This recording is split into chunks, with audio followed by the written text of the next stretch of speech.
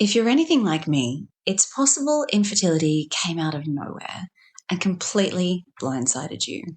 Before you know it, this journey has taken over your whole life. It's affected your relationship, your health, your body, your work, your finances, and the dynamic that you have with your family and your friends. In today's episode, I'm going to share the 5 things that nobody told me about infertility. And it's my hope that you can prepare and support yourself in the best way possible as you navigate your own journey through this. That's all coming up on today's episode. Welcome to your journey to fertility. This is the podcast that blends science with spirit to give you all the tools you need as you navigate your fertility journey. I'm your host, Jennifer Edmonds, and for the last 15 years, I've been helping women on their journeys to motherhood and beyond. I believe that combining the latest scientific research along with the best energetic and mindset practices will help you to avoid putting your life on hold and bring you closer to your baby. Each week, you'll learn ways to support your fertility and trust your body so that you can stop stressing that you'll never have your baby and finally walk your path to motherhood. This is the Your Journey to Fertility podcast. Welcome back to the podcast. Now, this week has been the official launch week for season 2 of the podcast. And you may have seen on my social media just a few things that I shared this week, but I just wanted to take this opportunity to say the biggest thank you. The podcast ended up landing at number 5 on the Aussie Apple iCharts. So that was just like mind-blowing. So I just wanted to show my appreciation, and for everyone who left a review and just sent me support, I really appreciate it. And it just helps to get the word out to more and more women and couples, which is my whole intention of starting this podcast in the first place. So biggest thank you for that this week. Now, quickly before we get into the episode, those who are Sydney-based, I am running an incredible event this weekend. Sunday, the 5th of May, I am running a half-day retreat for anyone who is currently trying to conceive. And it doesn't matter whether you've been trying for 3 months or 3 years, if you are trying at home or currently going through a medicated cycle like IVF, it is suitable for everyone. It is a day of fertility yoga, breath work, meditation. We'll be having a nourishing whole foods lunch together. We are speaking to an incredible fertility naturopath. We've got a sound healing bath coming up, cycle syncing workshop, and so much more. It is like all of the things that I wish I had had access to when I was on my own fertility journey. And that's all coming up this weekend. And I'm going to pop a link down in the show notes if you want to join me if you are in Sydney. I am so sorry if you are not. It is my dream to perhaps run these events all over the world one day. Let's hope that we build it up to that point. But this is the biggest event that I have run in person. So if you are around, I can't wait to have you join me for that. So thinking about all of the things that I wish I'd had on my own fertility journey, I just remember being shocked by all of the things that came up. You know, I wish there was more information around. I wished that there was more education. But in reality, where was I going to find that? And I think things are slowly changing. But for today's episode, I thought about the main things that I wish I had known, the things that I wish someone had told me. So I'm putting them all in one place for you today. I got married on the 25th of September in 2015.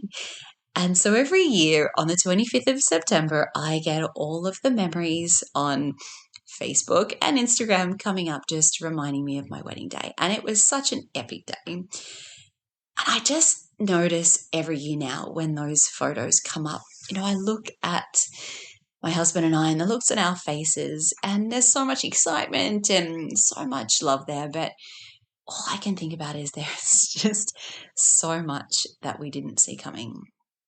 Fast forward a couple of years after those wedding photos, and I remember one day we were sitting together on these plastic chairs in the billing area of our IVF clinic.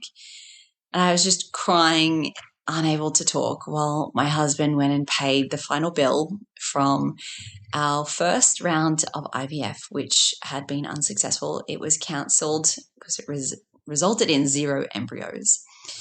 And at that stage, I was 35. I'd always been healthy. I'd never had any inkling that starting a family would be difficult. But that's infertility for you. And for so many of us, it just sneaks up when you least expect it. And the years that this took place, this infertility journey that, took about 5 years of my life, they were without a doubt the hardest that I've ever been through. Because it takes such a toll on your marriage and your mental health and your bank account and all your relationships and your whole identity. There's just this endless procession of medical appointments and scans and surgeries. It means that your body is no longer your own. It gets into the cracks of every area of your life. You can't plan career moves or trips away, and all the future plans that you thought you had just go out the window. And despite the fact that it's now reported to be 1 in 6 couples that struggle with fertility, and that's been pretty widely researched now, it's still largely something that we choose not to speak about. So here are the 5 things that I wish I had been told about this journey before we began. Number 1, and this was the thing that I really didn't want to hear, treatments are not a guarantee. And when we first started encountering fertility challenges, I always had in the back of my mind that we'd be able to seek treatment if we had to. Like, you have this idea that IVF is this shining light at the end of a very dark tunnel. But sadly, even the medications and assisted cycles like IVF, they don't always work. In fact, they work less often than they don't work. Infertility is one of those few things in life where your effort just doesn't equal the reward that you put in. You can spend your entire life savings and still come home empty-handed. Of the 3 rounds of IVF that we went through, the 3 egg collections, only 1 was successful. And that doesn't include the dozen or so rounds of medicated cycles that I did between treatments as well. And the anger and the frustration, the feelings of complete helplessness, it was so overwhelming. Because when you know that IVF hasn't worked, you're left staring down another very dark tunnel of what comes next. Number 2, your friends and family won't get it, but that's okay. And even I find as awareness grows around infertility, it's so difficult to speak to someone about it unless they have been through it themselves. And I'm sure you know exactly what I'm talking about. And people will try to say the right thing and they try to be supportive, but inevitably it just ends up being triggering and it just doesn't land the way you would have hoped. The really intricate details about the treatment options and just the massive roller coaster of emotions just make it so hard to discuss with someone who hasn't been there. Like so many women who have struggled to conceive, I was constantly met with these comments like, you can always just try again next month, or just do IVF, or my favorite was everything happens for a reason. They just don't get it. And these comments that we tend to receive often are so triggering. But what I found was that was okay, because there was an amazing community out there that I found who was waiting to support me. Women and men from all over the world who are now sharing their stories and sending their love your way and just being there, being able to commiserate because they get it. And you only need to jump onto social media now to find them. When I started my journey, there were all these like scary chat rooms, which I don't even think they exist anymore. I think social media has kind of replaced them. But there were just all these like really sad and desperate conversations with women using these crazy acronyms, which, I now know what they all stand for, but I had no idea at the time. But now there's so many people injecting themselves on videos on their Instagram stories. It's really accessible. And whilst it's so hard that you can't speak to your best friend or your sisters or your cousins or your mum about it, it is comforting to know that there are people out there ready to support you if you need it. Number 3, going through it when you already have a child doesn't make it any easier. This is one of the things I get a lot of pushback from when I talk about secondary infertility. And for those who don't know my journey, I'm one of those unlucky people who experienced both primary and secondary infertility for both of my children. And while I had an inkling that things might be difficult the second time around, we actually had fertility problems for different reasons. But I always thought it would be easier to go through that process when I already had a baby. But oh my goodness, secondary infertility comes with a whole set of new challenges. Where do I even begin? The crushing guilt that you feel for wanting more when you already have this beautiful little person in your life is unbearable. The shame that you feel for spending so much of your time and energy worrying about giving them a sibling. And I think it is the lack of compassion from others that hit me the most. I found that empathy is in very short supply. I used to sit in the fertility clinic when I was struggling to have my first baby. And I remember watching women come in with like a small toddler, or they'd have a small child with them. And I was thinking, why would you go through all of this again? You already have a child. Like, how is it conceivable that you would put yourself through all of this again? But then it happened to me, and I understood it completely. It is just not that simple. So if you are currently struggling with secondary infertility, know that your feelings are entirely valid, and I feel you completely. Number 4, your doctor is only one part of the solution. Don't get me wrong, in a lot of cases, infertility is a medical condition and it's going to require medical attention to resolve. And we are really lucky that we live in a time where this is an option for us. Fertility doctors are incredibly important, but they are trained to do their job in a very specific way. And their job description doesn't include things like counselor, nutritionist, mental health worker. But all of those parts of your fertility journey are incredibly important. Creating a support network around you is one of the most crucial things that you can do. For some of us, this might mean finding a naturopath or a functional nutritionist who specializes in fertility, and they will look more closely into lab results for you. They'll point you in the right direction of perhaps tweaks to your diet, your lifestyle, or supplementation. For others, working with a fertility coach or a therapist might provide the emotional support that you need. I did all of this, and I found in the end it was my own practice of mindfulness, yoga, breathwork, meditation, and just coming to this spiritual practice for me was what I really needed. I also found it helpful to confide in a really small number of friends who really understood what I was going through. Whether these were online friends or people in real life, just those around you that weren't going to offer, advice or diminish how I was feeling or just try and provide me with an unrealistic solution. Because sometimes all you need is a person to say, this is really tough and I'm here for you. And lastly, number 5, and this is the thing that I think I found the most difficult, is that it takes over your entire life.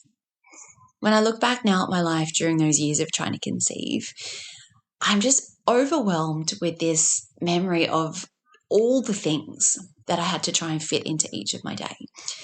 The cycle tracking, the medical appointments, the scans, the blood tests, the acupuncture, the endless supplements. I was trying to do everything perfectly. The mental load of infertility is huge. You're constantly asking yourself, what appointments do I have this week? Am I going to ovulate this month? Am I going to schedule intercourse at the right time? And then there's things like, do I need to attend that person's baby shower? Will my friend be offended if I cancel dinner because I just don't have the energy to go out and leave my house? How can I get to work on time if the clinic is running late? Can I commit to a group holiday in 6 months' time because I don't know if I'm going to be pregnant or I'm still going to be going through IVF? And then there's all the physical stuff that comes up. Are these symptoms early pregnancy or is it just PMS? Is it too early to test? What does this line mean? Is the line getting darker? It is so endless and it's just so common to be engulfed by your journey. But try to keep some moments for yourself too. Find some things that you love doing. Don't forget about them, and don't forget about yourself on this journey. And like I said, for me, that was my yoga practice. It just provided me with this space to breathe, just space to connect with my body, just allow some calm into my day. I looked forward to those moments so much. More than anything, I also found that speaking about my fertility challenges was one of the biggest helps. And that might not be how you feel, but know there is no shame in this journey. And the more we talk about it, the less likely you'll feel like it's only happening to you. I hope this episode has helped you in some small way. And even at the very least, if it helps you to realize you're not alone, then that is my biggest aim.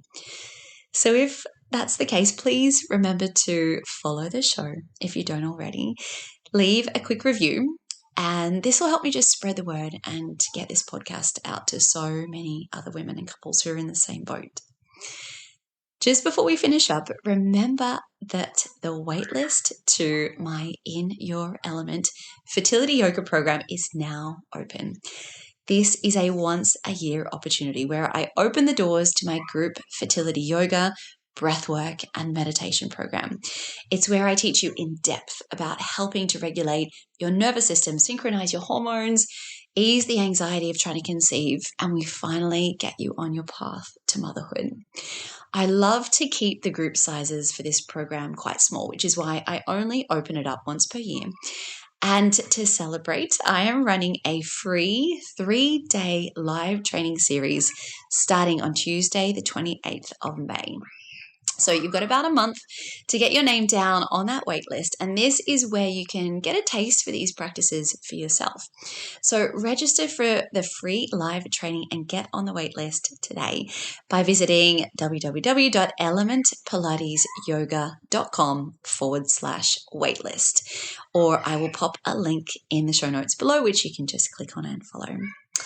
Now, next week on the podcast, I am speaking to special guest Michelle Orovitz about using the ancient wisdom of Chinese medicine to help increase your fertility. She will go into the topics of acupuncture, Chinese herbs, connecting with your body and your intuition to help support you on your fertility journey. And she explains how often these practices and these tools are more powerful than relying on Western medicine alone. So until then, I am sending you all my wishes as you continue your own journey to fertility. The most common thing I hear from students who are on their fertility journey is that the stress of trying to conceive has taken over their life. Your days end up being filled with endless appointments, navigating pregnancy announcements. You're trying to eat right, take all your supplements, and it is all you think about from the moment you wake up. I designed the Element Fertility Yoga course to support your body, your mind, and your mental health in 3 important ways: to synchronize your hormones, increase circulation and blood flow, and to help regulate your nervous system. But on top of this, the greatest gift that you can give yourself throughout this journey is a sense of peace, to help you calm your mind and just make this process feel easier. Every single one of my students tell me that this is the first thing they notice after starting a yoga, meditation, and breathwork practice. But on top of this, you have the amazing benefit of actually supporting and increasing your fertility. Studies have shown that those participating in mind-body programs as they're trying to conceive have success rates 3 times greater than those who don't. The course I've designed walks you through natural conception as well as fertility treatments and IVF cycles. And the best part is you can work through it at your own pace in the comfort of your home. The practices start from just 10 minutes per day. To learn more, visit elementpilatesyoga.com or see the link in the show notes.